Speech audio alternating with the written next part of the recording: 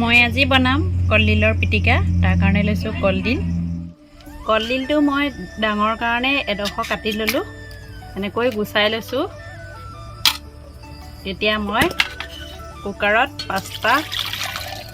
5-6টামান whistle দি boil কৰি ল'ম।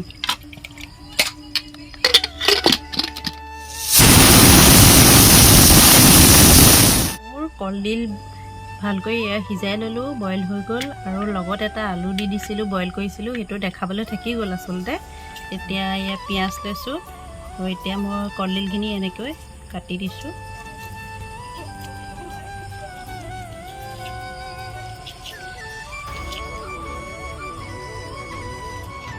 ইয়াত পিঁয়াজ কাটি দিছোঁ আৰু ইয়াতে অলপ মান ধনিয়া দিছোঁ।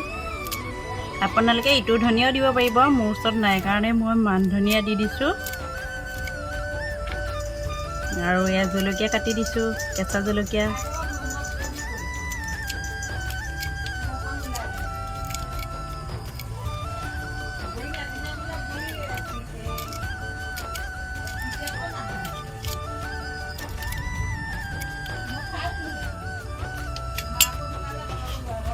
সোৱাদ অনুসৰি নিমখ দি দিছোঁ আৰু লগত অলপ মিঠাতেল দি দিছোঁ।